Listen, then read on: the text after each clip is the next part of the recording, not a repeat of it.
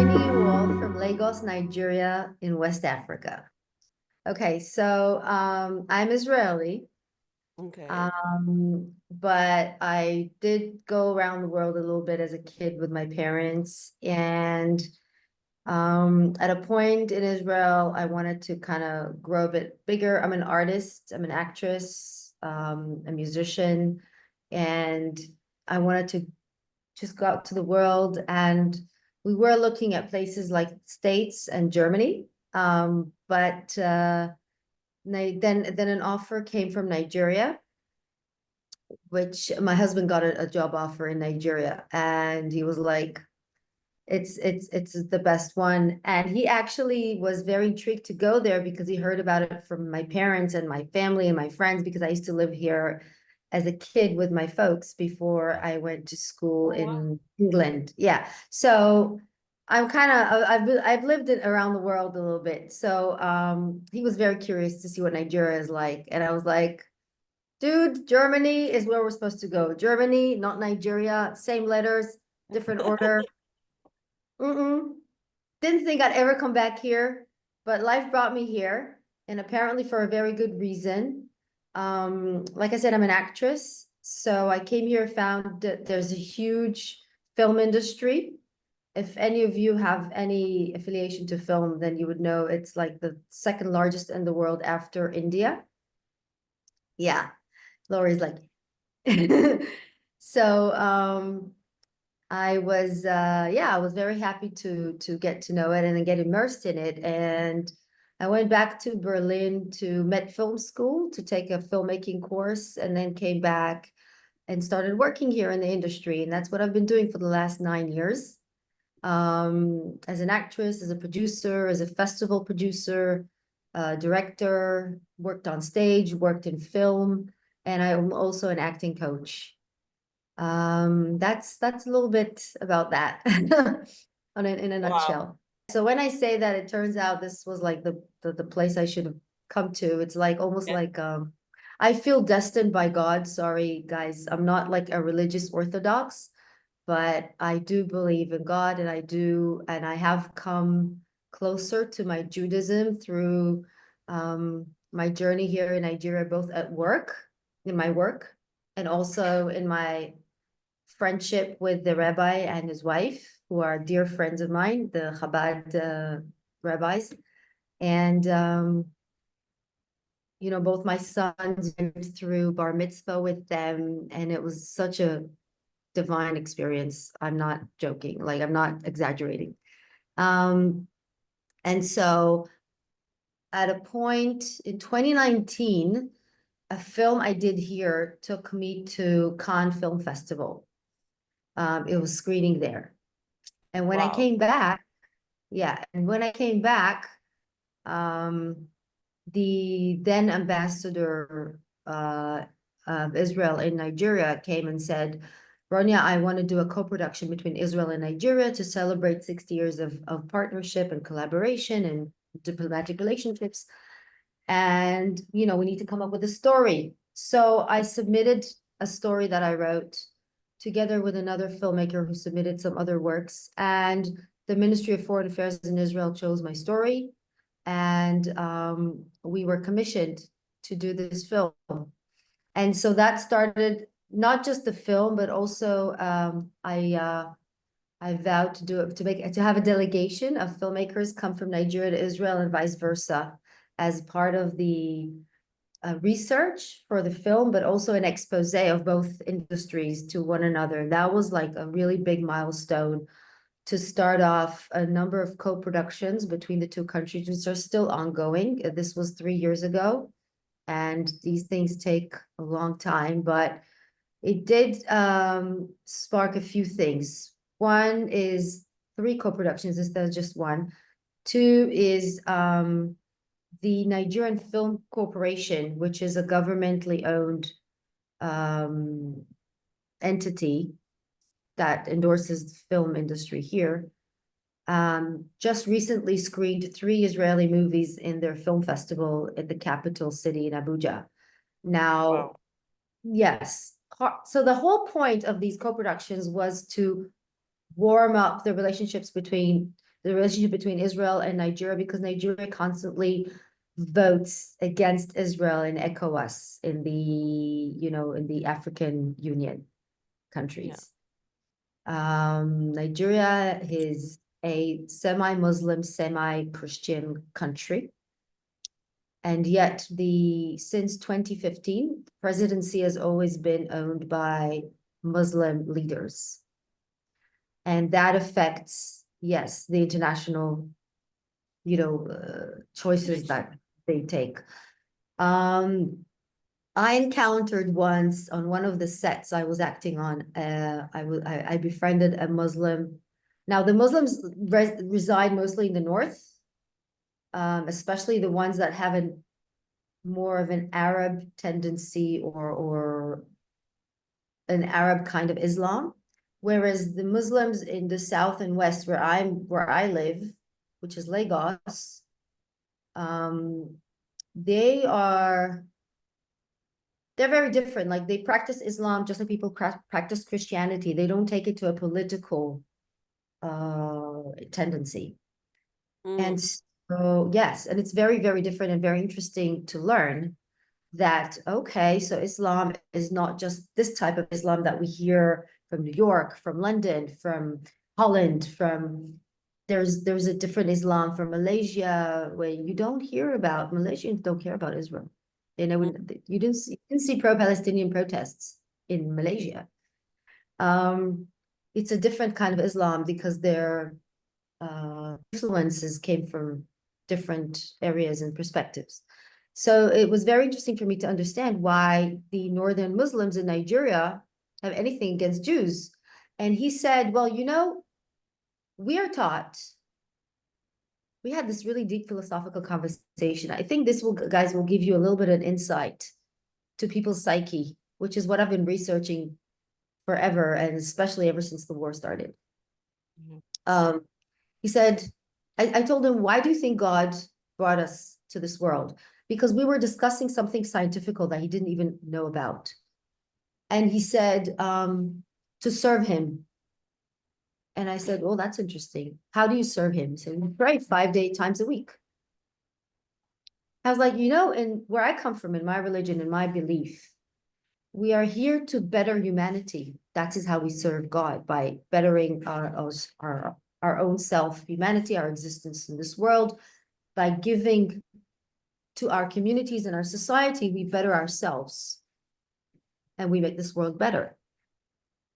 And he said, fascinating. He said, you're the first Jew I've ever met, and you're nothing like what I've been taught. I said, what have you been taught? He said, well, we're taught, they're Muslim, okay? But they believe that Christ was also a prophet. They also believe in Christ as a prophet. And they believe the Jews killed Christ, and therefore they are to hate the Jews. I said, okay, wow, interesting. I was taught that the Romans killed Jesus. So basically, Lagos is like, I call it the New York of Africa, okay? So Lagos is really like New York, whereas Abuja, the capital, is like DC. All the commerce is here, the port. It's a huge port for all of Africa. And yeah, and it's a very international community. Okay. So my son went to the American International School for the last 3.5 years. He just moved 3 days ago to another school, but to boarding school. But he used to go to the American school here, and he's 14 and a half. And I'm saying this because it's a very international school until you get to those ages of the teens, where when most kids his age go back to their homeland, and he was left basically with like the larger communities that live here many, many years. You have a very large Indian community that is rooted here for the last 40, 50 years, a Lebanese community that is massive, that is rooted here for the last 30, 40 years, and Nigerians. And those were the majority of his classmates. Okay. And then the war starts. And we had an American principal. It's an American school, but he wasn't very good with diplomacy, I must say, to say the least. He was actually bad at it. And we are a tiny, tiny Israeli community of 6 to 9 families, depending if you're counting the ones in school. In school, we are 6 families. And it's a school of, say, 600 to 700 kids. So the first message that came out was Israel attacked Gaza. This was on the 8th of October, an email to all the parents. We were furious. How could you send an email like that to a community like I just described to you and not say something like, after an attack by Hamas on October 7th, Israel launched a blah, blah, blah, blah, right? Because nobody reads the full email. They read the first sentence and that's it. Israel attacked, started a war on Gaza. So that was challenge number 1. We went to the principal. We had a really nice discussion with him. With Americans, you have to, I'm sure you know this, you're American. You have to really know how to choose your words and stay calm, stay calm. You cannot be Israeli, blah, blah, blah, blah. You cannot. So there's a lot of cultural aspects that had to be put in place. And maybe because I went to the American school as a child, maybe because I've lived around the world, also in England, I went to school in England. Somehow he felt comfortable talking to me, and I found a channel in which I could, you know, discuss things with him. Luckily for us, we also had a board member on the school who is a Canadian, French, Israeli guy. Okay, works for an American company, but is Jewish and Israeli. And so it helped us a little bit, but he also had to exercise a lot of diplomacy. You cannot come up front and show that you are biased or one-sided. You always have to consider the other side. You always have to show how considerate you are every time you approach a situation like that. And that is the only way to actually accomplish what you want to accomplish, which is to show your own side of things, right? Then, so that's one aspect. Then the other aspect is I'm an actress. I'm a public persona. I have students who are actors who follow my Instagram page, my website, my Facebook, my LinkedIn. On LinkedIn, I do a lot of posts on my public speaking. I did panels in Cannes. I did panel in festivals here in Lagos and in Abuja, in Serbia. And so I had to really, really think very, very well how I can talk about the war, but not burn, you know, not burn the bridge, not burn the cultural bridge that I've been building for so long. I tried at first very personal videos on Instagram and on TikTok. And at a point, my PR manager was like, Ronya, the brands are pulling out. The brands that she's been working very, very hard on them, you know, coming on them bringing us on board as brand ambassadors, they were pulling out. Nobody wants to talk politics. Nobody wants you to talk politics. They don't want to be affiliated with a certain side in the world, especially when you're talking to cosmetic brands or whatever. And if you recall, even Hollywood was very much refraining from taking sides. Now they are. But back then, everybody was scared, but a very, very little few. And the few were so well grounded already that they had nothing to lose, really. Could only bring value, like Barbara Streisand, like, you know, things, people like that.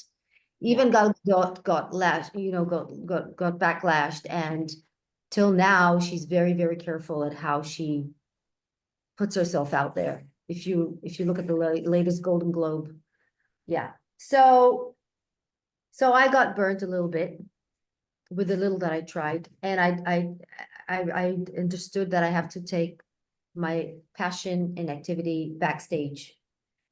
And so I joined every WhatsApp group I could, the VIP, the wiki, the Hasbara, the digital dome.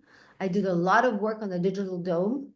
It was a poison in my blood, because imagine the first thing you see in the morning, last thing you see at night is all those hate X posts and Instagram posts. Erin, I think you got the same feeling, right? It's like poison, and you keep fighting them, and a lot of times you get emails back saying, "Oh, we're sorry, but these posts don't really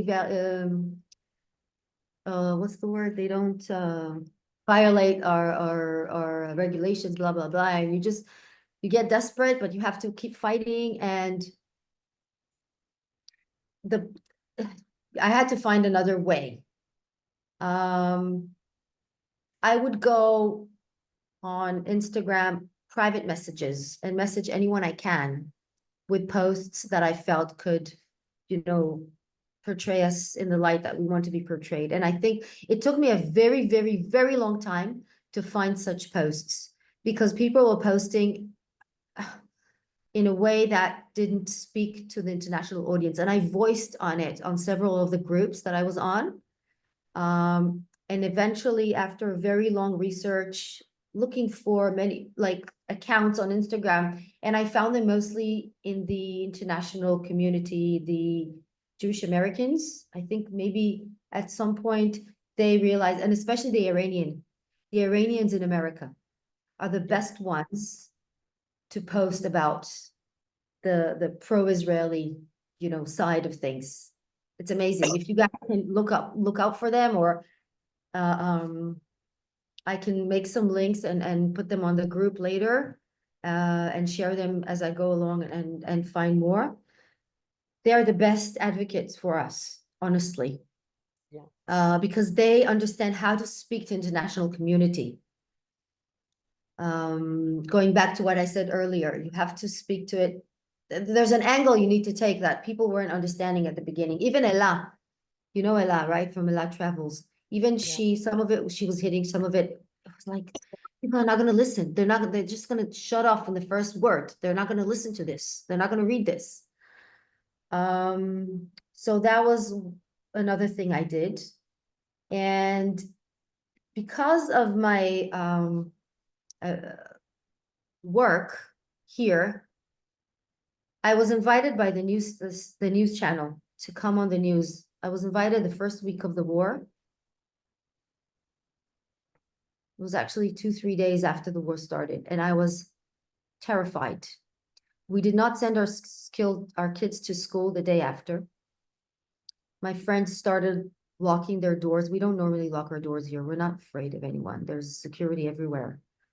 But my friends, some of them got terrified and anxiety filled, and they started, because they live in a compound with lots of Lebanese in the compound.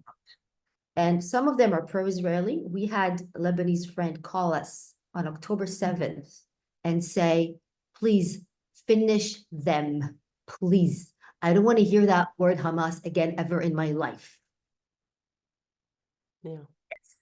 And we have several Lebanese and even Syrian Druze friends, very close ones. Even my hairdresser.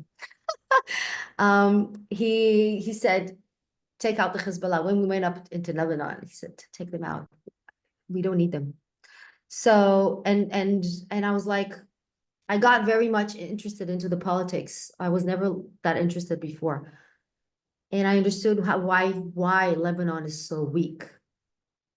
So the news channel invited me to speak, and I was terrified. And I didn't want to go on. I called the rabbi. I said, please come on with me. I don't want to go by myself. Nigerians are very religious. They like talking about the Bible.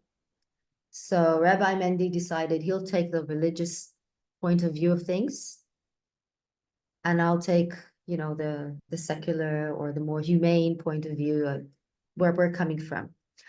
I actually prepared very much. I watched a lot of videos of David Murray, of Rawan, of Mansour, of Mansour Ashkar, of Elon, a lot of videos. Morgan Freeman, not Morgan Freeman, what's his name? Pearson Morgan. A lot of interviews. I had like 24 hours to prepare. And then I spoke to a colonel, an ex-colonel in the Nigerian army, and asked him, how would I approach this? And he gave me really, really good tips. And so I went on the interview on the news. It's on YouTube if you want to watch it. It's on our Rise TV news. And they came up with very, very strong opposing opinions and questions, probing. This was when we were bombing Gaza, and they were like, why are you bombing them? Why can't you do targeted, military actions against Hamas terrorists? This is October, I think it was 10th or 9th when I was on the news. I could share the link later if you guys are interested, just to see how to answer these kind of questions, because it was really, it was very scary. It's still a journey. Because I go on film festivals and I meet a lot of people from around the world. For example, the last Cannes, I met this really sweet Indian British filmmaker. Okay, he even tried to hit on me, whatever. So on a personal level, there was a very nice communication thing there going, until he learned I was Israeli and Jewish and started sending me all this stuff on Instagram of posts who are pro-Muslim and pro-Islam and pro-Palestinian. And I'm like, please, guy, why are you sending me all this? It's all like, it was toxic. It was very, very agitating and heart-aching, and I'm like, why are you sending? He's like, because you need to open your eyes to what's happening in the world. I'm like, thank you, I know what's happening in the world. You don't need to open my eyes. And when I tried to send him stuff to open his eyes, I found he didn't even open it, or if he did, he would like slam against it, or just like just bounce it back to me, with like, I actually had surprising incidents when people, both Nigerian and international, come up to me at events, public, like social events or professional events, and would say something like, "We're for Israel. We're with you. Keep fighting. Kill them all," like that. Romanian, especially from the Balkans. Really, when I went to Serbia, it was amazing. The Balkans did not accept immigrants at the time. They still don't. And they're very, very Catholic Christian community. And they're very pro-Israel, apparently. Nigerians, even the Muslim Nigerians, like I said, from the West and the South, they're very pro-Israel. So Nigerians, as an essence, like in a whole, they very much admire Israel for its power, for its tenacity. Nigerian people are not like other African people, I would say. They're more aggressive, they're more vocal. Oh, wow. And they're very industrious. I call them the ADHD nation, because they're all very creative and very, very doing, doing, no focus. So, but they do love Israel for their own reasons. And so I found that with time, I became more vocal about my being an Israeli, my nationality. I found the courage through the WhatsApp groups that I've been on, courage to be more vocal about my nationality, even when I go out there and I talk about my work, and when I travel to film festivals around the world and you pass through the border. I just got back from Madrid through Amsterdam. Amsterdam has a lot of Muslim community. Half of the people in the airport wear hijabs. So my husband was like, he took the flight 2 days ahead of me. And he said that when he got to the airport, there was a hijab wearing lady in front of him asking him, so what country are you from, when he was passing the immigration. And so he felt uneasy and he took out his Nigerian passport. Mm. I did the same thing 2 days later. And I took out my Israeli passport. I don't have a Nigerian passport, but even so, I took out my Israeli passport proudly. And I looked at her thinking, you just dare say one word, one word. She didn't. She doesn't even know. She's oblivious to the whole thing. She's maybe 22 years old. She doesn't even know anything about word politics. And Yeah. so I have to say, we find great strength in being a community. I just got back from Madrid, and I was looking for an Israeli community in Madrid to support my son who's going there for boarding school. He just started this week. And I was looking for a community to hug him. And it's incredible. Within a day, I got one phone number of a person who runs a WhatsApp community of Israelis in Madrid, got me into 6 other groups. So much love. I have 8 families already wanting to look after my son. It's incredible. We are a power, a powerhouse. There's a community that writes letters to different governors around the state on different issues, on different events that are anti-Semitic in any kind of form or and it works. I just read the report yesterday of how much we've achieved just by signing petitions. They do the writing, we just have to sign the petition. And it just takes 5 minutes of your time. And you're already making a difference. And it's such an empowering thing to know that you're part of this thing. So I've been devoting as much time as I can to doing work behind the scenes. And I think it empowers my work in front of scenes as well. I'm being more and more vocal about my co-productions with Israel, and I'm doing now more co-productions with the Caribbean. Just signed one, and trying to do some with Serbia and other countries. And I think it's one thing is empowering the other. So you don't, I feel like from my experience, I don't have to be vocal on my LinkedIn like Raquel Raz is, and Jeffrey, forgot his last name, but I do share and like their posts to give them more traction and traffic. Yeah.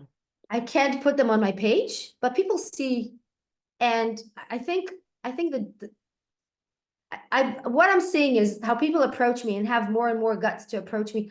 I mean, I've just finished being on this jury for the film festival of the Nigerian Film Corporation. So they invited me to be the jury member this year again, despite, and maybe because I'm Israeli, and I'm very, very happy about it. So I feel like the impact is there, even though I'm not publicly vocal about it. That's my Yeah. summary.